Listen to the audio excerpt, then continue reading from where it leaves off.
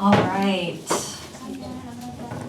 Hi, everyone. Thank you so much for coming to this afternoon's program and the final GYOPO program of 2024, which is really exciting. My name is Joanne, and I am the operations manager here at GYOPO. It has been a really wonderful honor to be a part of GYOPO this year and witness firsthand the rigorous and thoughtful work that goes into each and every program.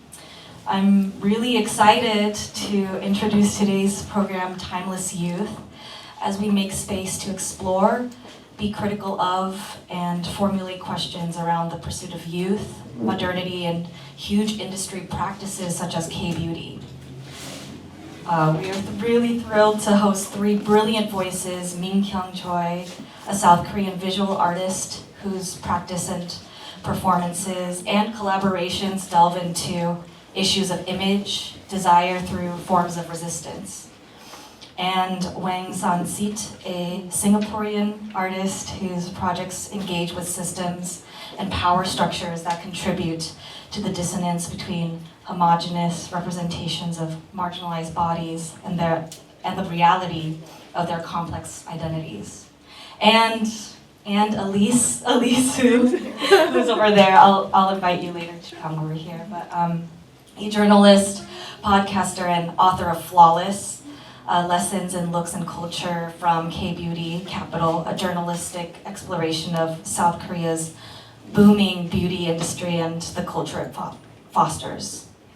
A little bit about GYOPO for people who maybe it's your first time, but GYOPO is a nonprofit organization with a very recent addition of 2 full-time staff, including myself.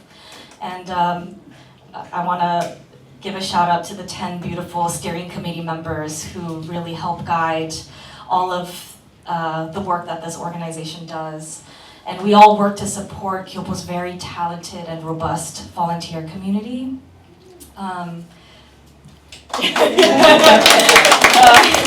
It really is the presence of each volunteer that GYOPO is able to continue its work. So if you have the chance to donate today, thank you. If you've already donated, I hope you can look around and see the efforts and your contributions today. Really quickly, water. We have a water dispenser. It's in the hallway. It's a new addition to the space. It has hot and cold water. We have a first aid kit. It's also in the back, next to the bathroom. General safety guidelines for those who are curious. And please join me in giving a warm welcome to Min, San, and Elise.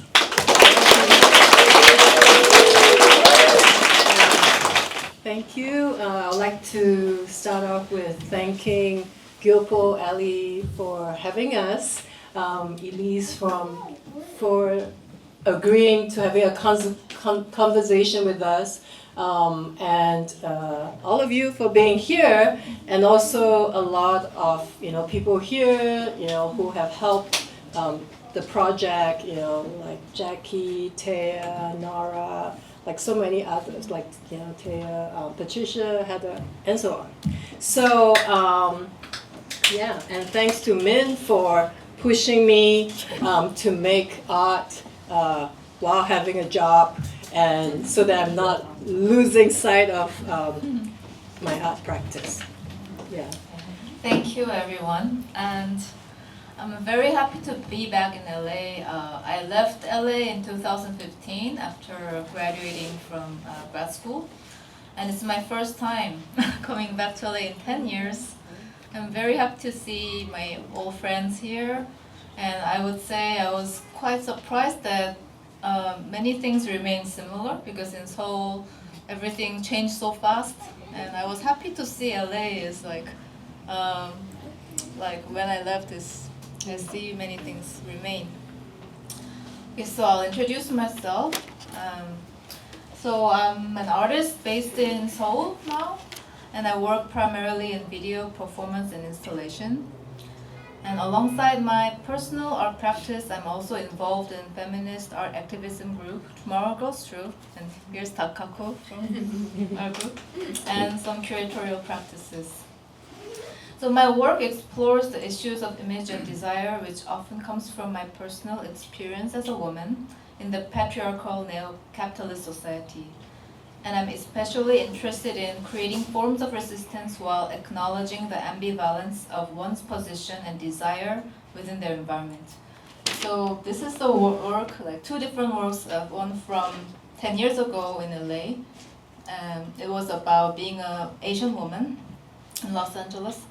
And the right is a work in collaboration with a Palestinian artist, and it's about being a feminist and a daughter in a patriarchal family. So next slide. So I'll just go through some of my works. And this is the most recent work before Timeless Youth. So I've collaborated with a Palestinian artist, exchanging performance video letters, and we perform in our own living room. We both live with our parents, and what we had in common was we shared experiences of living abroad and sense of not completely belonging anywhere. So we are wearing green screen and performing. We are like asking questions to each other, exchanging thoughts. And our bodies here is like holes in our family backgrounds. So next slide. And this work questions the sense of belonging and alienation, surveillance in daily life, and in impossibility or possibility of art making in our respective context. So this was in our studio. And the one on the left, some of you saw the video, our work. This studio is in Cheonggyecheon area, which is about to be redeveloped. And I overlapped some footages from Palestine. And she overlapped in her studio in Netherlands, the footages that I sent from this area. So this is our practice. And this one is Chase and Phil. This is also going to show up later. In our Timeless Youth show, I had this piece. It's a site-specific installation at this former brothel, and the video is made from collection of cosmetic commercials that features male K-pop stars from 2001 to 2020. I edited based on what they say, and a lot of that it has to do with, like let's say it's a sunscreen, then they will say I'll protect you. And something like that. You are not alone or whatever. So this is the work. And this is my most recent work that I think is related to our work today. So I had a 100-day challenge for shooting a body profile. This is a Konglish, Korean English. So what body profile means is it is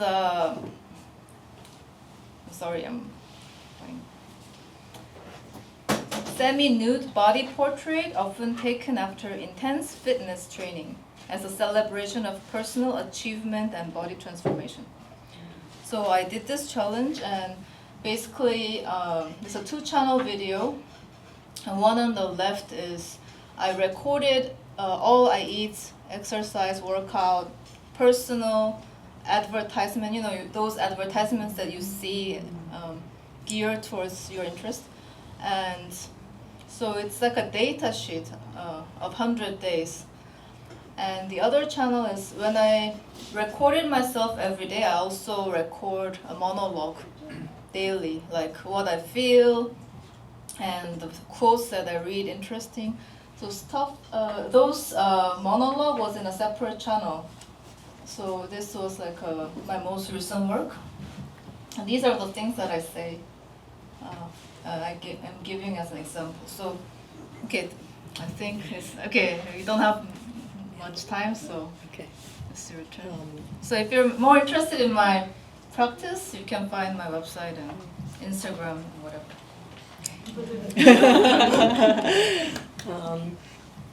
Thanks, Min. I'm going to keep it short so that we have time for the discussion and Elise's introduction. I'm a Singaporean artist. I'm also an educator. I want to share one of my most recent work that's also still in progress.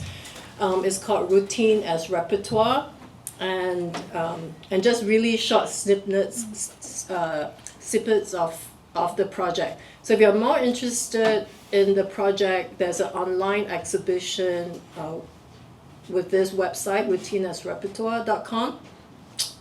So Routine as Repertoire uses photography and video to explore routines that women and non-binary folks incorporate into our lives as our bodies go through transformation and challenges. So in this project, individuals share their diverse experiences or their diverse routines, from taking medication to cleaning of wheelchairs to playing mahjong to rest and community building, etc. So this is a short, clip about, on women with different conditions taking pills. And so I kind of like, in the project, it was just a lot of interviews, but then also a lot of videos, and because it was during the pandemic, some of them started sending me videos, or we were doing like Zoom recording. So these are all in the project. So So the project was inspired, as I spoke a little bit in Timeless Youth about my experience with early stage cancer diagnosis, where I went straight into surgical menopause and developed things like lymphedema. So in a way, this image is one of the first image I took of myself in my own work. So I'm definitely less seasoned than Min filming myself, so it's kind of nerve-wracking to see myself on the screen. But I think most important is that I feel that if it wasn't for the women and the other people, all the individuals that I filmed, I wouldn't have taken this photo of myself. I wouldn't have also made the project that I made.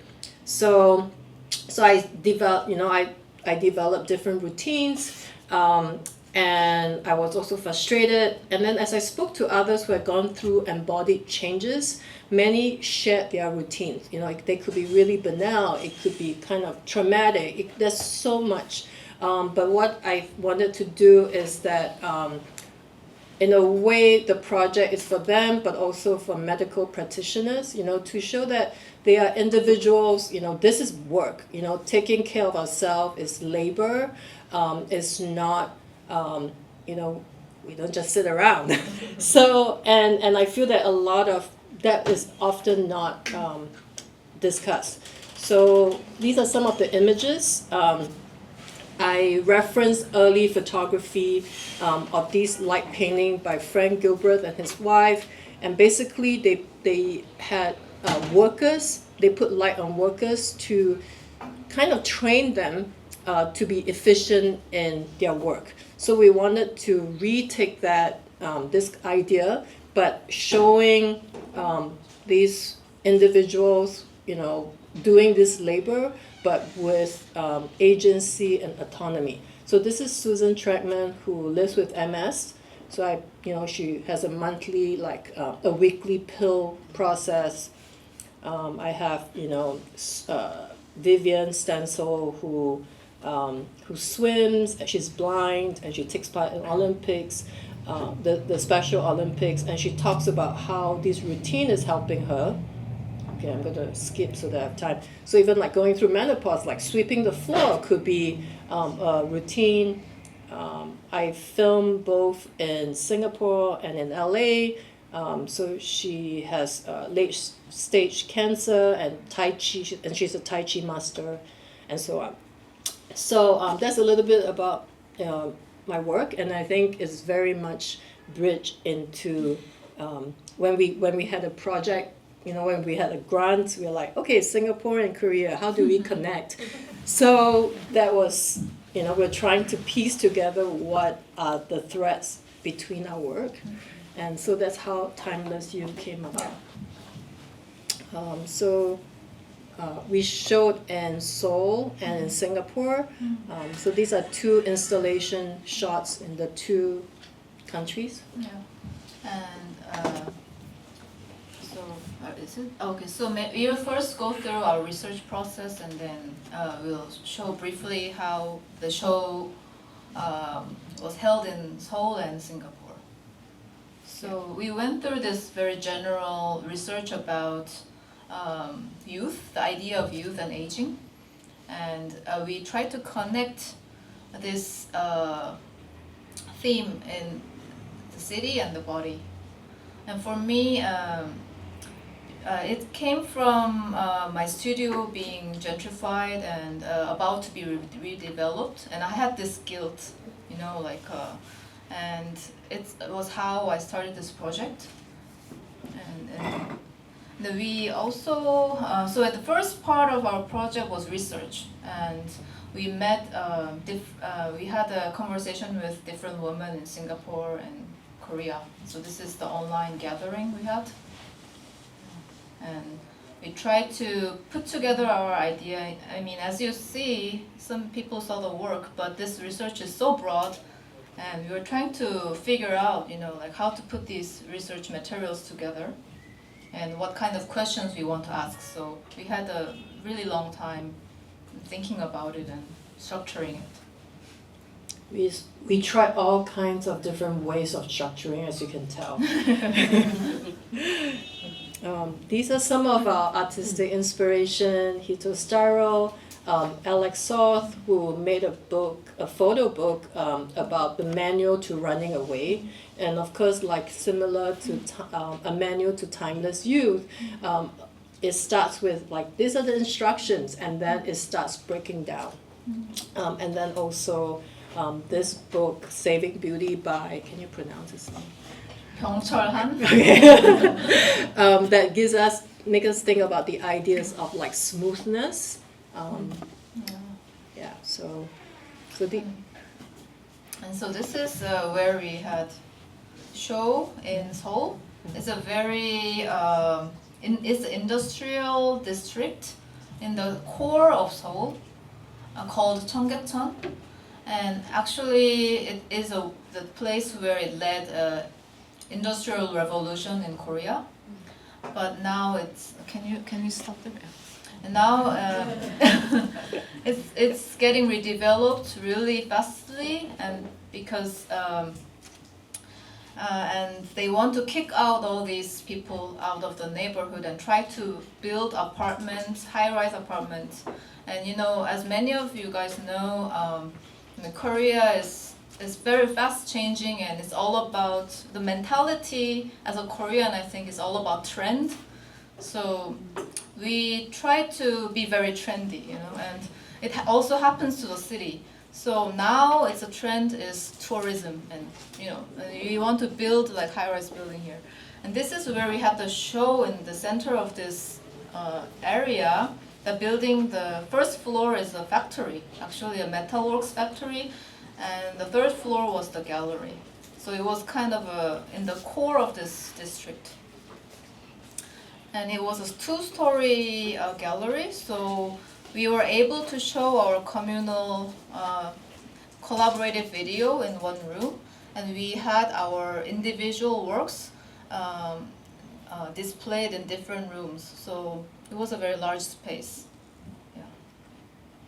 So this is a main space, and what is installed here is the title of the piece is The New and the Old. And these images are from the research materials, and also some of you saw, but also from our video. And we paired the two images, what is considered the new and the old, but it also has a meaning of the real and the virtual in a way. For example, I'll just explain the one image below because I think it's quite obvious, the the one on the top. So the one on the right bottom corner is a bar, actually a beer bar in Gangnam, but it looks like an old neighborhood. So it's kind of it is taking the idea of this old neighborhood, and the one on the left is actual neighborhood that's getting demolished. So we kind of juxtapose it like this. And this is a site-specific installation. So you see the window on the top, you see the neighborhood outside, which is about to, you see the contrast between the new building and the old building and stuff. And the bottom was a print, and it's from this design flagship store in Gangnam that is a concept of a ruin. So we kind of try to juxtapose. Yeah. And we had our video installed like this. And we had San's piece in this white cube room. And this was the rooftop space where I had my Chase and Phil, the K-pop star video, rear projected on the window. And this is the view from the rooftop. And on the top was a love letter for a girl, which speaks about the desire of girls. So this part of the gallery was, the works was about like obsession for youth. Yeah. And this is Singapore. Yeah, this was our recent show in Singapore. The space is smaller, so we pick certain elements of the work, and also we fine tune, the video that is the version that you see today, and so these are some of the installation shots. So incorporating like images of the body and also the new and the old, and also kind of framing this, using this like at the entrance to show the structure of the video work that we made. So I think. But with time, I think maybe we don't really need to go. But so what, until when are we? I think we should. We should switch. Yeah. So yeah. Yes. So I think we should switch. Yeah. So. We can keep it up. I'll just come and hop in. Okay. Thanks everybody. Yeah. Thank you guys. Thank you for your presentation. I'm so delighted to be here and be in conversation with both of these artists because I was the founding bureau chief for NPR in Seoul between 2015 and the end of 2018. So the last time a president was impeached. And it was just such the city is so pulsing with energy and so alive, and it was an experience that really shaped not only my life but also my work, because I felt like the unfinished business from my time in South Korea was really spending time reporting on the women and the feminist movement there. And at the time it was Escape the Corset, and it was a lot, which is now kind of morphed into the 4B movement, which is getting a lot more attention now following the recent election. And so it led to the book Flawless, which is actually in conversation and in dialogue with so many of the ideas that both Min and San work on. The paradoxes in beauty, right? And the ideas of beauty, the how both exhausting it can be and also empowering for folks, how hyper-capitalism is driving so much of the industry, and then the ideas of youth as well. And so all of those things come up in the work, in my work, and come up in yours. So I'd love to talk a little bit about the tech aspect of it, because one of the arguments of Flawless is that South Korea is just, there's that William Gibson quote that the future has already arrived, it's just not evenly distributed. And so the thesis of Flawless is sort of that Korea is kind of an early adopter of a lot of the trends that we're going to see. And one of the trends was that sort of digital life and tech specs are now moving to the body. this idea that you can be flawless and that there are scientific advancements and technological advancements to make you smooth or firm or youthful are all possible now. And so I'd love for you to just talk a little bit about how you saw the intersection of technology and then innovation, you know, in your own cities, and how that was mapping onto the body, and that how did that lead to the works that you have all produced. I think before I answer that, I really want to talk about Elise's book because I've not been able to finish a book in a while, but because of this talk, because I'm just so busy. Yeah. But I was like, it's so. I really enjoyed it, and I was able to finish it within a very short amount of time. And it's really thoughtful, but also like personal at the same time. I think it's often hard to wear both hats, like the journalist and then like a woman, a mother, and I think that really was very successfully done I did in not the pay her book. to say this. No.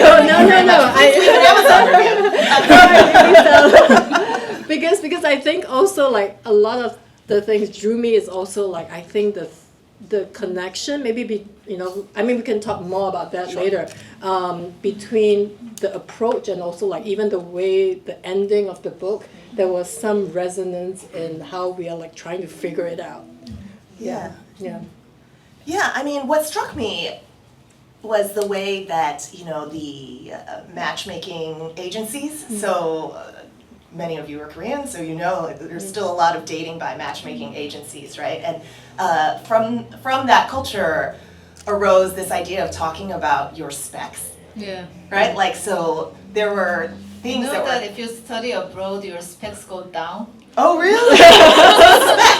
You know how we talk about specs when we talk about You're too computers? smart. Yeah, it's like, maybe- oh, you went abroad, maybe so you're you're a like, GYOPO, yeah. maybe you're a slut, Yeah. So specs can be things like your education, right, or your family, but specs can also be things like how tall you are, your bra size, your skin quality, all these things. And we usually think about specs as short for specifications, like what you would ask for from your computer or your devices, like how much memory does it have and all that. And so the whole notion of mapping specs onto the ideas of humans like really struck me, and it's in dialogue with this work.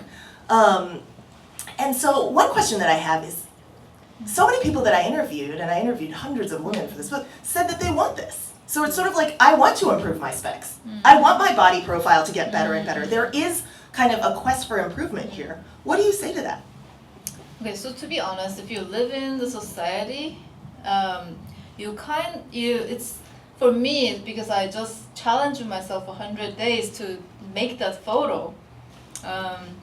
And it was not about I want to have a happier life or I want to meet someone. I think many times when you go on a diet, you may think I'll have a better dating life or whatever, but I kind of gave up on that. But it's more like I just want to be complete on myself. Like I want to be in control of myself, and that being like maybe it also being myself as an artist, like there's so much unpredictability in my life, and I'm so less in control of my plans or like every other aspect of my life. And at least I want to control my body. So it was more of like trying to find a relief in the control itself, which I think many people, like many women, I read up a lot of like a research paper on body profile culture. Yeah. Many people say similar things, like when they want to go on a diet or be fit, it's more about, it's so hard to control other aspects in my life, like financial aspects or so at least controlling body gives some comfort, I would say. Yeah. So as a social critique then, Yeah. is the problem that our systems are too precarious, Yeah, right? That exactly, the economy is too Yeah, precarious, exactly, that yeah. we don't in Totally America agree. have reliable health care, and so so much then is moved to the individual when it comes to responsibility. Back to the tech part of it all. If we can constantly improve, and it is getting faster, better, lighter, less invasive to improve ourselves with injectables or radio frequency lasers or whatever it is, then why not? Like where do we draw the line if you can continually do that? Because you all are critics of it, obviously, and so I just want to challenge this notion. I think it's less of a critique. I feel like it's both, right? I think we want to seek control. At the same time, we also, we want to critique it. So I think there's always this like dilemma. Right. Like yesterday I went to, get my health checkup, and I was like, I had to weigh, and then I was like, oh no, like I got really nervous and stressed, but at the same time it's like, and I questioned myself, why am I nervous? So there's all these different elements that come into play. It's not, I think as we think about, making ourselves so-called more, whether be it like, less wrinkles or putting, or losing weight or so on, I always feel this like, I don't want to do this for society, but then at the same time, it's like, I want to do it. So there's always this push and pull for me, I don't want to be enslaved to this idea. But it's also easy to do that, especially now, as you say, like it's easier and easier to do it. Right. And And your question was, where do you see the end of this? Yeah, where do we draw the line? I'm not sure, and this was a question that I didn't really ever land at an answer with for myself. I can kind of get at it when asked, but where did you learn to draw the line for yourselves? On self-improvement and the endless quest for optimization? That's a very good question. I think you have to, I think for me it's like, so when I was on diet, for example, I did it to the extent that I'm not too stressed about being on the diet, if it makes sense. So it has to be, I have to find comfort in it, but if I'm like dragged into it and if I feel like obligation to it, then it's wrong. But if I'm on hold of it, it makes sense to me. Yeah. But then I think that line, maybe it really depends on people, like person, and because when I was on diet, I had a personal trainer, and he will say like, don't eat this cracker and whatever, and I just eat the cracker and I just didn't post it on the blog. We have a shared blog, right? We have a shared blog. Oh, where you have to share what you're Of course, eating I am sharing every single thing that goes into my mouth. Wow. But then like I know like, okay, this cracker is I don't want to listen to him like talking again and again, so I just don't post it.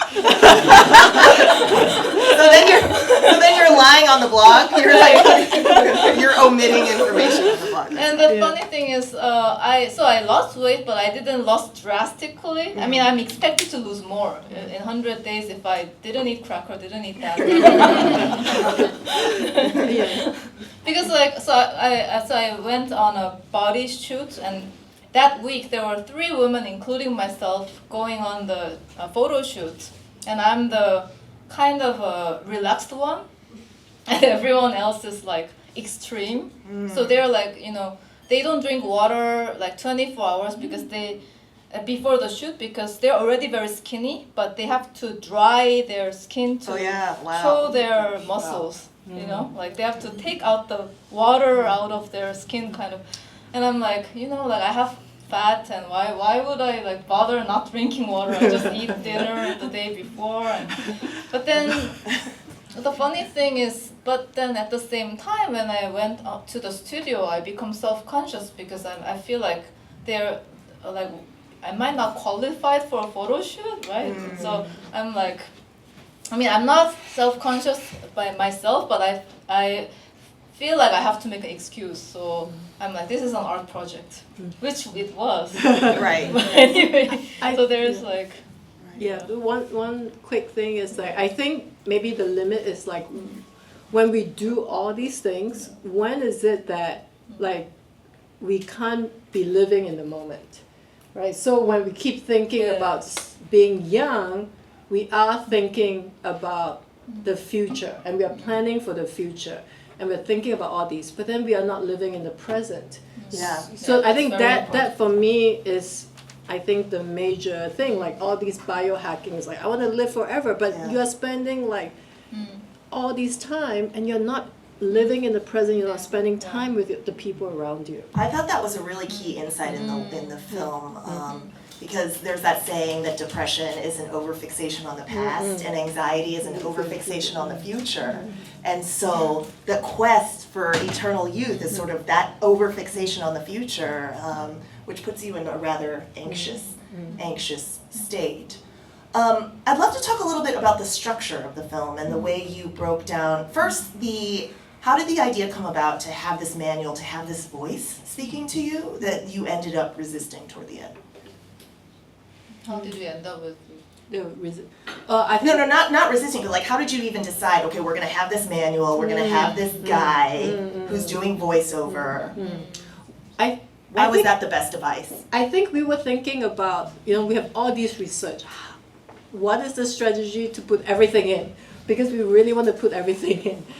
So having the manual, I think the manual voice is like the voice of capitalism, neoliberalism, and I like, and we want to make it also like a little light, in a way to be like, and also maybe a little bit absurd, having a manual like, and how do we resist? Because I think it allows us a way to contradict ourselves.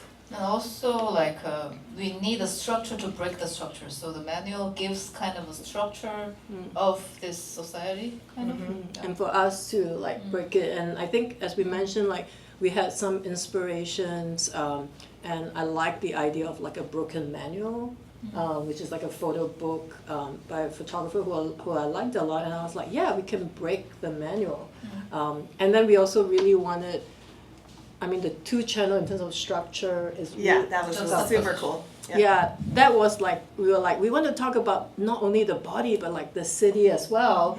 And I think the 2-channel allow us to have one voice that can apply to both the body and the city, and juxtaposing Seoul and Singapore. So kind of like, I think we just have too much things, and we're like, how do we kind of incorporate all these? So it's kind of a little greedy on our part. No, I thought you did it masterfully, and the kind of 4 parts too, the erase, the control, colonize, and disguise. Why those buckets? How did you land at those 4 in particular, and then the subcategories within? So we were thinking like it starts from easy, like more casual, like just erase the surface. Then it goes deeper and deeper that it kind of breaks itself. And then like nothing is left, right? Basically, at the point when it goes to disguise, then like you're like trying to change your being. So we wanted to start from lighter aspects of it, and then like the low-hanging fruit. Yeah, and then going to like, we want to keep the old. And I think a lot of these thoughts came from examples that we found in like Singapore and in Seoul. And we're like, how do we place that in? Because we're like, Singapore is, like keeping its old building, but then they keep the facade, right? You can remove everything inside, but then you have like this facade. And then we have the idea that we have history, but actually they are not. So it's like the hyper-real, where we think we have it, so that it's almost like the Trojan horse, like, here, take it, so you don't question. Right.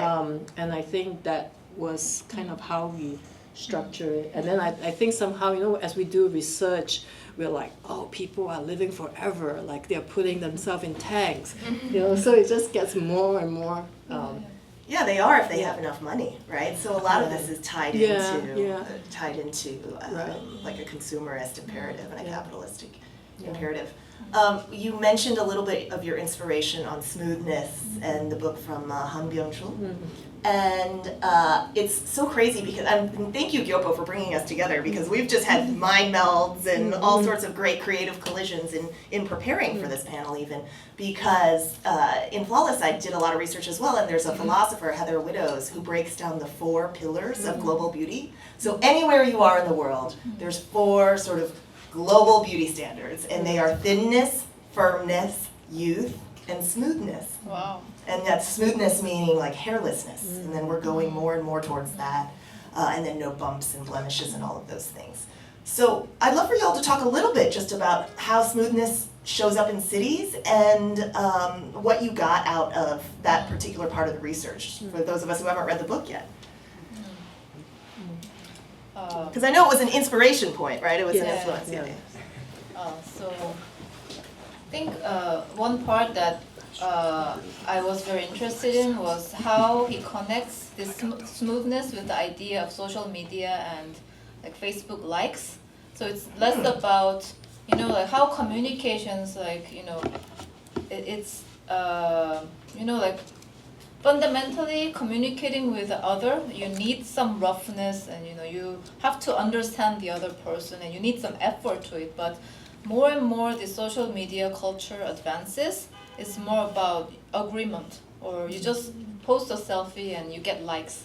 And in that process, this difficulty of communication, you know, like reduces. And he used the term smooth in that to describe that phenomena as well. So I thought that was very like insightful in connection to the aesthetic of smoothness. Yeah, and I think with aesthetic of smoothness, he talked about like even like Jeff Koons artwork, right? Like, and how we are into like the smooth art, and then also I think there was one chapter that's about like pornography. Was it pornography? Yeah, I think so. Yeah, where it's like everything is out and open, like it's smooth, you know, there's no barrier. Yeah, no And barrier. that creates this, like for him it loses what could be interesting. Because there's no grid and it becomes too easy. I think of the way that social media and filters now sort of flatten global beauty standards, right? Like we're all headed towards, it used to be called Instagram face, but now it's kind of called metaverse face, where you had standards that were beauty standards in maybe the global south that are now transferred to the global north, or certain standards from the west that have been transferred to the east, and it leads to this kind of melding of standards. And that, would you say that that's kind of the smoothness standard that shows up in technology, or? Yeah. And then what do we lose from that? Like what kind of humanity do we lose without those kinds of collisions? So I would say like, so I'll give an example. In Korea, I see a lot of people use AI profile photos for their profile. This is a kind Even of for your like passport photo or yeah, something, so it's right? like a version is it of allowed? yourself. Yeah, that was the thing. So many Koreans were using AI profile images in their like residence cards or their passport photos that they had to issue a new regulation saying that you can't be too filtered. Yeah. I mean, even though you go to a photographer, they will do the filter for you. But anyway, the thing is, you're so used to seeing those images, like, and people do talk about like, so I'm into Thread, which is a kind of a Twitter version of Instagram, Sure. and people like, it seems like people actually meet. And they all complain about how different everyone looks. Everyone's getting catfished. Yeah. And I think it's kind of ridiculous, like, because like, why can't you just be yourself at the first place? Because of all these pressures and stuff. Yeah, I think also maybe the problem is also, I imagine like if all of us look like that, and then if I look at myself, there's a gap. There's a gap between who I am and, you know, like in a way, like I'm so much more complex than this. So I think more dangerous is not like what other people look at, you know, like recognize you as, but how you like your relationship to ourselves. Like I think our identity is will, you know, will become more linked to us. So I think that's super scary for me. Like having like we don't recognize who we are, and I think for younger kids, you know, I teach in a community college. Like everyone's like on the phone and all this, and I think that is scary if they have not experienced like images without filters. Yeah, like I think it's like I don't know what's the word called, like, but just having disconnect. Yeah, they're calling it dysmorphia, right? Like facial dysmorphia or Instagram dysmorphia, Snapchat dysmorphia. Totally, because of that gap, there's a chapter in here called the technological gaze. And it's this idea, everybody knows what the male gaze is, right? It's the idea of women having to perform for the eyes of men. But more and more, there's something more insidious and that affects all of us, and it's called the technological gaze or the artificial gaze. And it's the notion of us having to perform for the machine, to perform for the algorithm, like doing it for the gram. And then what ends up happening is the digital world dictates physical beauty standards, real world beauty standards, and we start chasing the filtered versions of ourselves. When I interviewed cosmetic surgeons, they said, in the 90s, patients would bring in photos of celebrities because they wanted to look like certain, K-drama stars or idols. But now they bring in just filtered images of themselves. So it's just like, I don't want to look like someone else. I want to look like me, but better, as determined by Meta or whoever made these filters.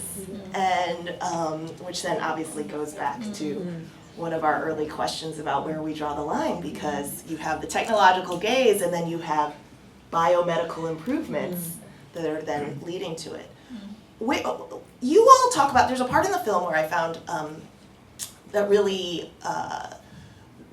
struck me, and that was one where you said, we participate in these systems. Like we both recognize that we're part of these systems, and then we also sort of like are complicit in them. But there is something to awareness. How have you, as artists, like just being aware and then studying and then researching these topics and the politics of it, how has that kind of helped heal you in a way? I'm not sure if I'm healed. Oh, yeah, of course. Assuming we are all works in progress, of course. But like, do you feel as though, or maybe I'll ask the question differently, do you feel as though just really studying this and researching it and understanding the topic from various points, has that helped? Yeah, for me, definitely. Like, I think when we understand the structure and the systems of oppression or things like that, when we understand that, we gain insight, and we may not be able to immediately get out of that, but we know what we are dealing with. So I think opening up, I think that's important, and I think that's something we want to do right from the start in the project. Like, we don't want it to be like something that's judgmental. I don't want it to be like, oh, you should be this, you should be that. And I think that's a similar awareness in the book, because you are threading this, like, oh yeah, like I'm affected by it, but I also want to participate, but because I know, or I try to understand the system, I can maybe start to take little steps in dismantling the system. Yeah, if we have no clue, or if we refuse to see things as they are. So I think for me, like, I go back to this idea, it's like, maybe for me, art is about having opportunity to see things as they are, like a little, like what exactly it is. So they're not like abstract, but they're like, here, this is what we, and maybe then we can do something about it. Maybe.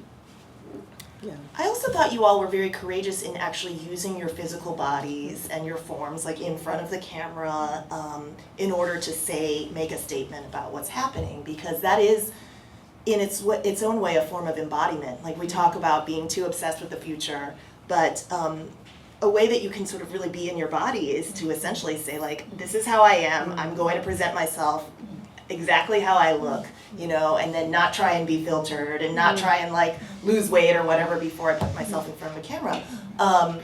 Min, what about you? Do you feel as though, I want to make sure you have a chance to add anything, do you feel as though just awareness has helped you break down some of this? Yeah, definitely. So I do think for me, like, maybe it's a little bit different context, but for me, it was me in this neighborhood, this Cheonggyecheon neighborhood, and feeling like something is wrong. Like something, I felt more like, more than my body in the neighborhood. I felt like this, why are they trying to make this all new? And then I look at my body, you know what I'm saying? Like, Yeah, you're doing the same thing. It's like, oh wait, there's an analog, right? Yes. Like we're constantly trying to do this. Yeah, so it came from the city first for me, and then I reflected on my body, Cool. and then like I question myself, like if I'm really like into this old town and this city, like why am I at the same time, if I'm looking for like a very sleek body, it's such a big contradiction. So that contradiction is something I get to question about and be more aware about, I guess. Yeah, very good. How has the art been received? Do you feel as though it has sparked some important conversations? What have people said to you about how this might be a way to social change? I think people think in Korea there's a lot of work that's made about gentrification, but because we have a very big problem with gentrification in all neighborhoods, so there is a lot of documentaries being made about that, but I think this approach is quite unique, like connecting to the body issue.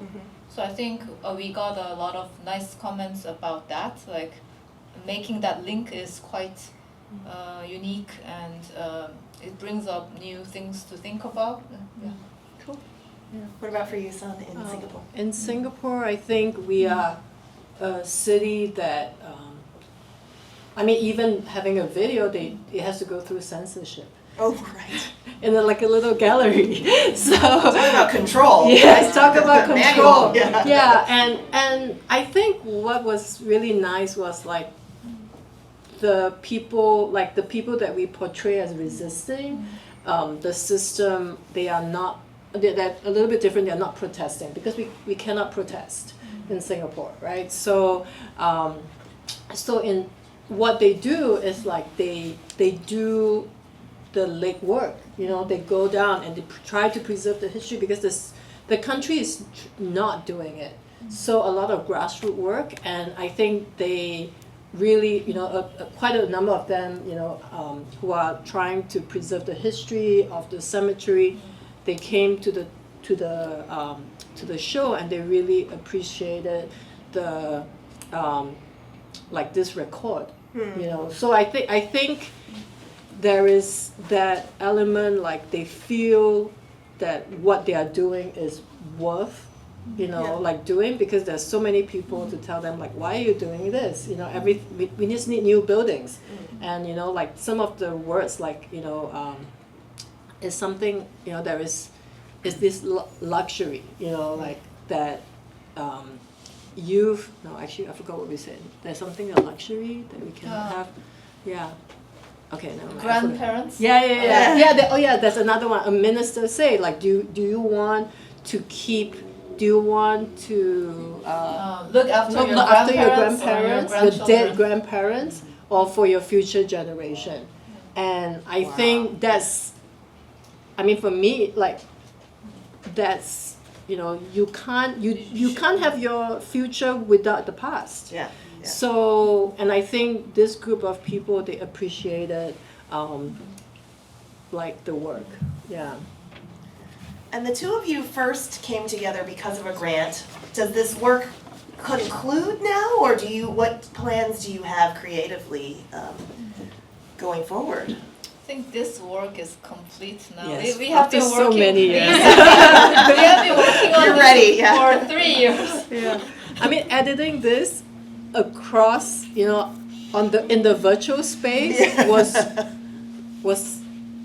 difficult. Yeah. Because like, and yeah, And I the think, work has been updated too. It was different version in 2022. Yeah. We have updated from Singapore. So. yeah, I think for now this is done. We may have like future collaborations, but this is, But we wanted to like be more distributed because this is a 2-channel video, 50-minute. It is kind of I think it's hard to be distributed because of its condition. Oh, okay. You know, like in Korea, someone even asked me like, oh, like, can you make it shorter? And it doesn't make sense, right?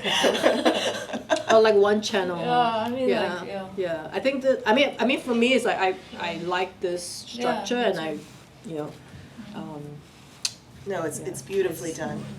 Yeah. Well, thank you both so much. Thank I want to you. open it up to questions. A lot of times, the questions are far better than mine. So please just introduce yourself and who your questions for.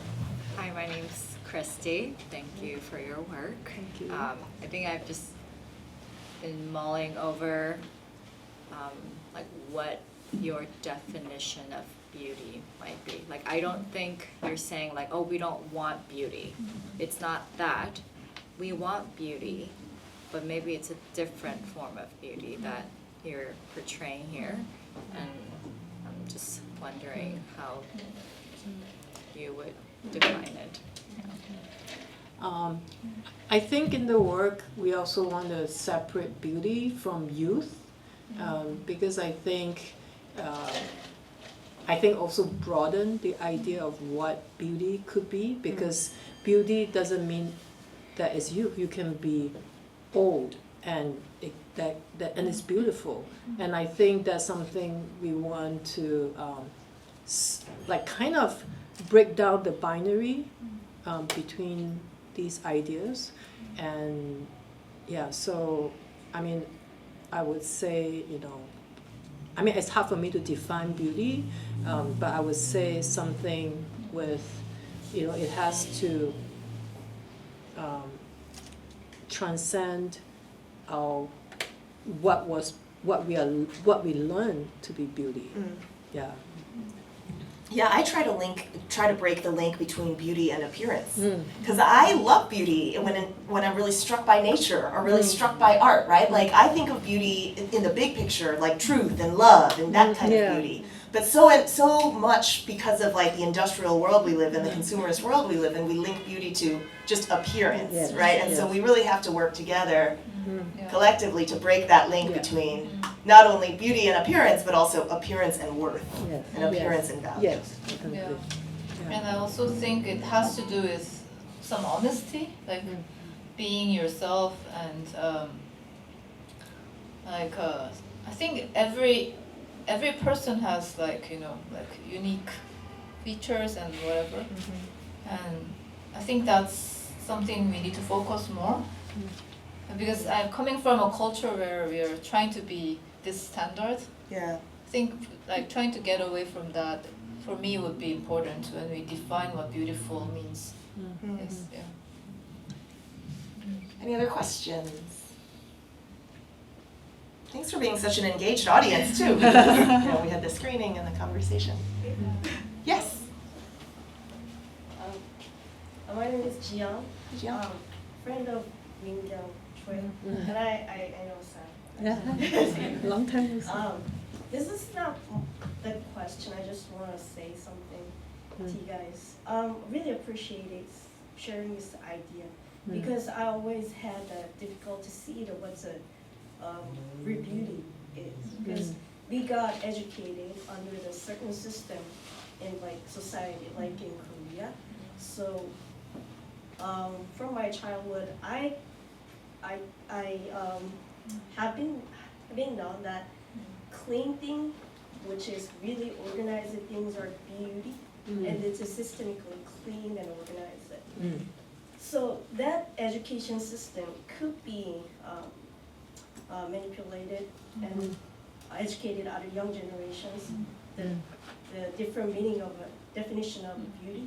So if this art piece, if it's spread to the other countries and young generations, and they could know what the definition of beauty is, they could be very meaningful So I appreciate it that you sharing this idea. Thank you. Thank you so much.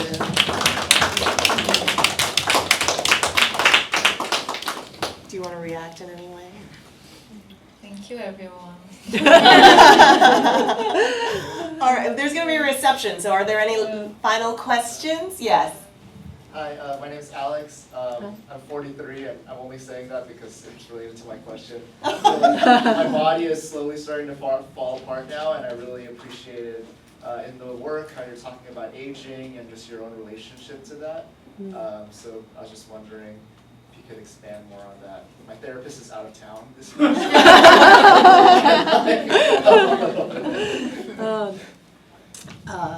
Actually, the age that was presented in the work is not our age because we made this work 3 years ago. So by the way, I'm 41. Yeah. So I feel you. Like I think we're very similar. I'm 1 year older than you, and I mean the body.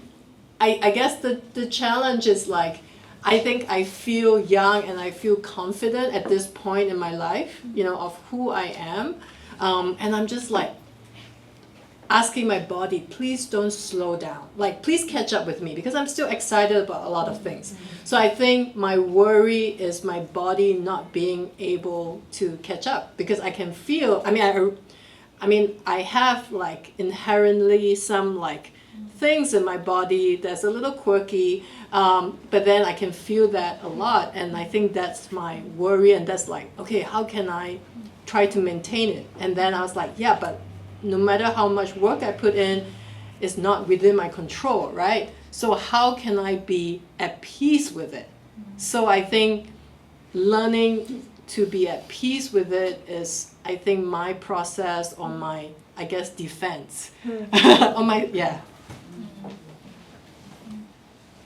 I just conducted an interview with this woman who is like, she was a former firefighter and she's a surfer and does all these sorts of extreme sports and a trekker and all these things, and she's in her 60s. And she talks about like when she was trying to take she was taking flying lessons to become a pilot because now she's a pilot in her 60s. When she was doing all of these things, and she's out surfing, for example, at 60, there's a lot of guys out there who are also surfing at 60, but there's very few women in their 60s who are out surfing and adventuring and like on solo vacations because I think we are socialized. So there's a gender aspect of this too, right? Like we're socialized that, oh, at a certain age, I guess we just become invisible, you know? And so her challenge was just sort of like live your life, you know, there's another half of your life in front of you, so. Some of it is just, I guess, mental, right? It's like how we perceive ourselves too, because my joints also hurt, but I'm like, I'm gonna keep doing it, you know? Right. Min, do you want to add anything? So I see many people online saying after becoming 40, they are like, oh, it's like as if it's end of their life. But then the funny thing is I remember I did the same thing when I was 30. Yeah. Don't you think so? Like, And now it's like, oh, that was so young, right? Yeah. So just enjoy it, be yeah, present, right? This yeah. goes back to about your 10 message. years ago, Yeah. there's the answer, I guess. Right. We're only as young as we are going to be today, right? So. All right, any final questions before we move to the reception? Yes. Do you guys think male gaze and technological gaze are different?